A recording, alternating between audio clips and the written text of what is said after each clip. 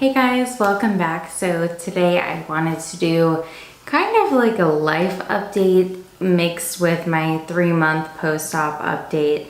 A lot of people who have explanted or are planning on it, or they're part of the group on Facebook, have been asking a lot of questions about my surgery, my recovery, where I'm at today, have I gotten better, are my symptoms gone, all about that. So I figured I would lump this video into one and kind of update you on my move, my life, what's changed, and kind of what's going on since surgery. But we'll get right into it. So basically the main purpose of today is my 3-month post-op update. So February 5th was my 3-month post-op. Today's a few days after that, but so basically I'm 3 months out of surgery and explant. I will start by saying no regrets, 0 regrets. It's a scary thing to go into, as I've talked about in previous videos. It's hard to kind of go in and take apart your body and hope for the best and hope you get better. And, you doubt yourself, you doubt what you've been told. Doctors and people that have told you you're crazy, that's in your head. And it's a lot for a person to go through. So I'm going to start by saying I am very happy, no regrets. I definitely feel better overall. So during that time before explant, I had gained a lot of weight back. I couldn't get out of bed. I just was depressed and anxious, and my body hurt, and I was at the worst I'd ever been at. So I did realize going into this, it's not an overnight fix by any means. So are there still symptoms lingering? Yes, 100%. But are there symptoms that have gone away? Absolutely. Sorry, I'm trying to make sure my boob doesn't pop out. And I wore this shirt on purpose just so you can see what's here now. Because this video is about my boobs, essentially. So this obviously is what I was left with. I was a double D, triple D before with implants. As I said in my previous video, I did not intend to ever be that big. My intention with my first surgery was to be large C, small D, somewhere in that range. After 2 surgeries, 2 sets of implants, I ended up double D, triple D. So now I have not been measured by, a professional, but I've measured myself. I'm a small C now, so I'm hoping that when my weight starts dropping back to what it was before, because I've probably lost about 10 pounds since when I reached my heaviest right before explant. I've only lost about 10 pounds because, as you know, for the 3 months post-op, you can't really work out. At least my doctor advised me not to work out. So I just got back into the gym like a week ago. I've been back on my meal preps, truthfully, about 2 weeks. So anyways, when I lose the weight and get back down to what I was when I was healthy, I'm hoping they're just kind of like a full B. To each their own. Like, some people obviously want the most they can get. I was hoping for just like a full B. They're great. I'm very happy with them, obviously. I do have scarring, of course, which I'm gonna show.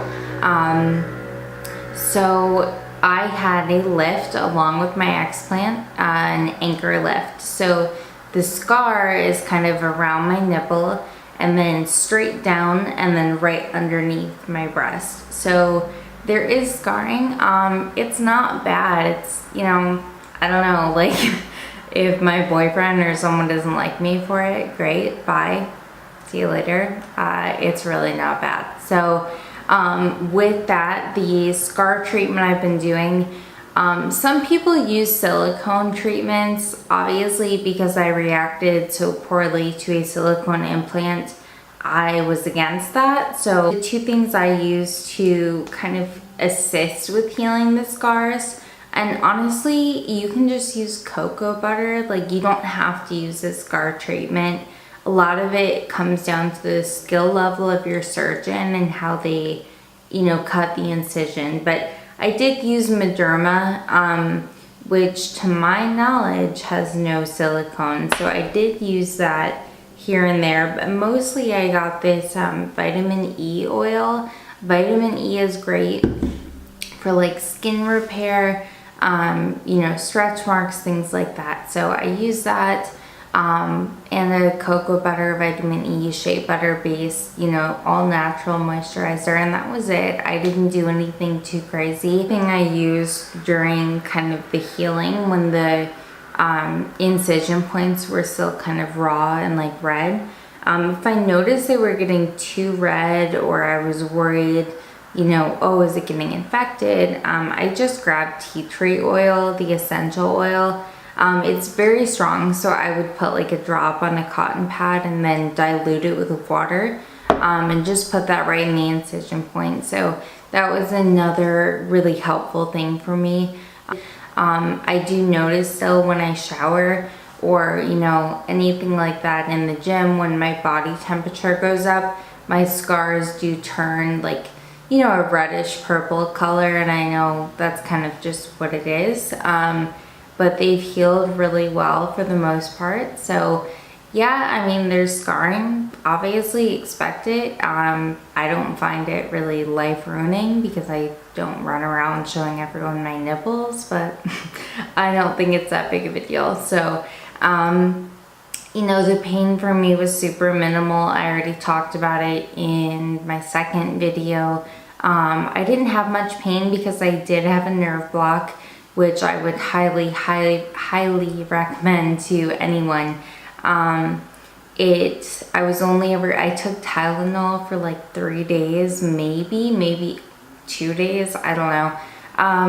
Not much pain. There would be random like healing pains, you know, where your nerves and tissues are like reconnecting, random kind of shooting pain, sharp pain, things like that. Nothing too crazy though. So that was the pain level. Like I said, I did not work out the entire time, which I know some surgeons say, you know, it's fine, like go on the treadmill, do light weights, whatever. Mine specifically said don't for 3 months. So I didn't. You know, now that I'm back in the gym, like, I mean, I'm not lifting over 20 pounds at this time because I'm so out of shape, because I couldn't, before Explant, it was a good 4 or 5 months that I stopped going to the gym because I didn't have the energy and I was sick. So anyways, you know, I don't lift more than 20 pounds, but there's no restrictions that I'm feeling in the gym. I'm fine to do whatever. Nothing really hurts anymore at all. I did start wearing my first like actual bras because I was in my surgical bra, I think up until like a week ago. So the full 3 months, I just went to Target and got like a whatever, just typical, you know, lightly padded underwire bra. It was fine. I didn't notice anything weird about wearing it. There was no discomfort. I'm purposely waiting to lose some more weight to see what size I end up being before I invest heavily in bras. So I'm actually going to do a video specifically about bras post explant, or anyone that has had an explant, and the different like stages of what you can wear. I'll do that one in a separate video because I still haven't really explored like bras now, or what I like, or what's gonna fit the best. So like I said, I did have the explant with the anchor lift. Some people are fearful of that with breastfeeding. To my knowledge, it's a toss-up. You know, I'd like to have kids. I don't know that I'll have kids. I would like to breastfeed them if I do, but it's not going to break my heart if it doesn't work out. So I went for a lift because my surgeon recommended it based on the size I was before. So if you're not so top heavy, you might be able to get away without one. I just trusted my surgeon on that decision. But that's about it. There was nothing special about, you know, the 3-month waiting period. You just kind of wait to feel normal again. But so that was basically that. Let's see. So what symptoms were immediately gone, then through the 3 months gone, and I'm still waiting on. So immediately gone, I could breathe. I had clear vision. Of course, I am nearsighted. I do have vision problems, like just to begin with. But the kind of blurred, you know, foggy, fuzzy vision that we all kind of know about from having BII, that was gone. So I could breathe, I could see. I didn't feel like a sick person. Like I used to tell everyone, it's weird, I just feel like I need to be in bed, like I'm ill, you know, I'm not well. And that was kind of gone. I had this crazy surge of energy. So those were instant. Super energetic, no issue sleeping. My only issue is I am a tummy sleeper, and I just now am able to roll back over on my tummy. So sleeping on my back was really hard for me. But anyways, and then over the 3 months, my food allergies are gone. Now, I did notice when I would go to restaurants or like have a cheat day and eat junk food, that kind of thing, I didn't feel good, but I mean, that's just me. I've never felt good when I eat, you know, junk food. But I've cooked and I've made recipes with garlic and chili powder and things that I was told I was allergic to, and I was perfectly fine. So in my opinion, my food allergies were gone. My digestive issues were gone. I felt clear, I felt energetic, I didn't have trouble, you know, getting out of bed. These shooting pains I would get at night, gone.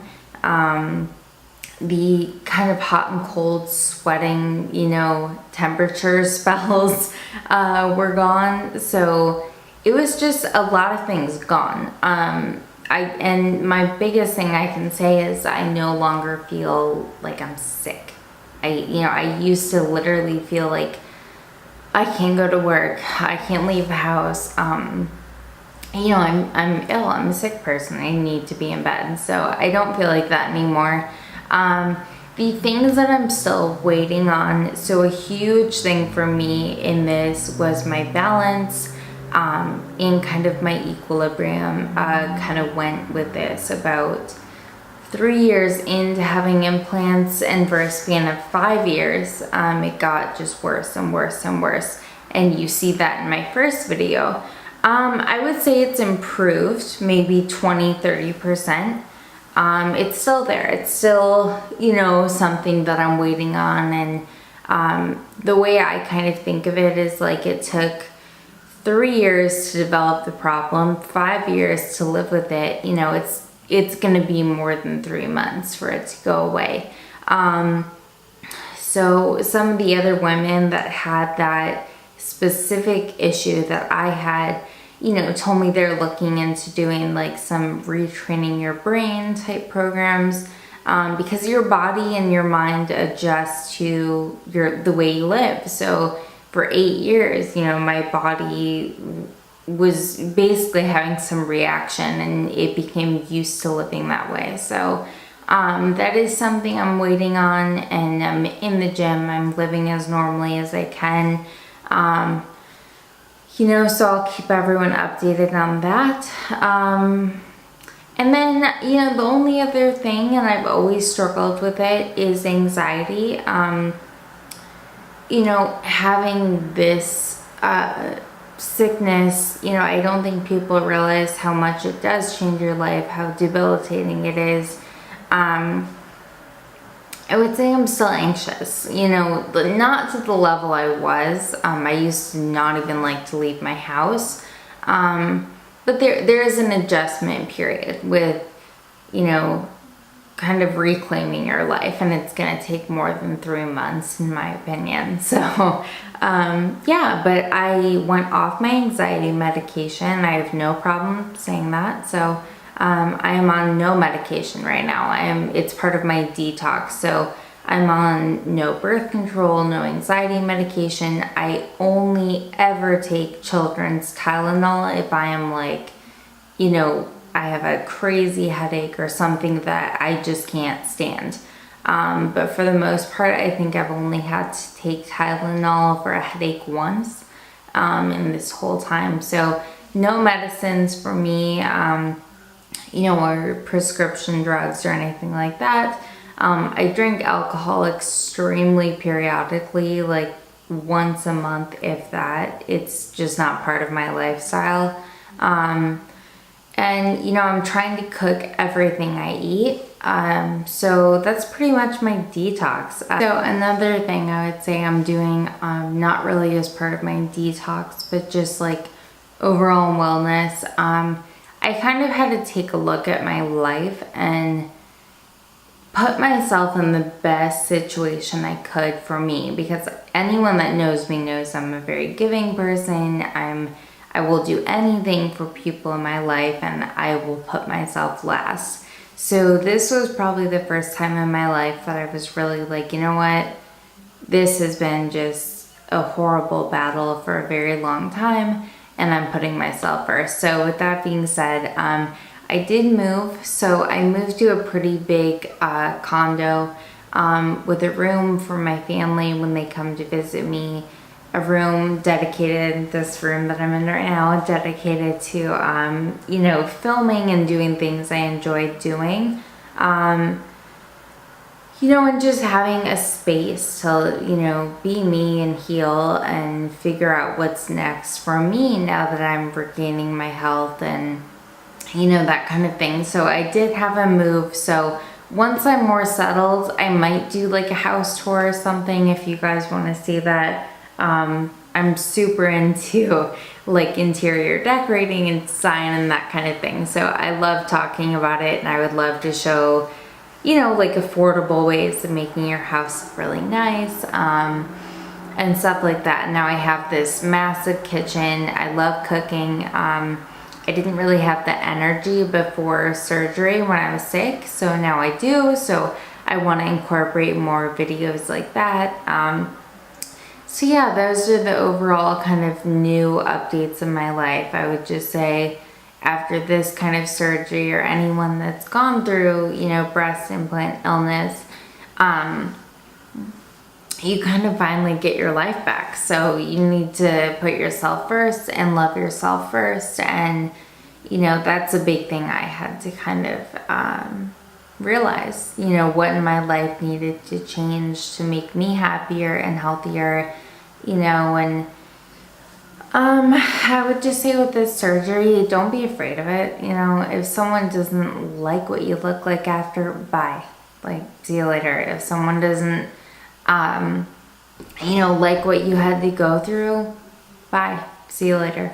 If, you know, a friend of yours thought it was too, you know, troublesome for you to be in their life because what you were going through, bye.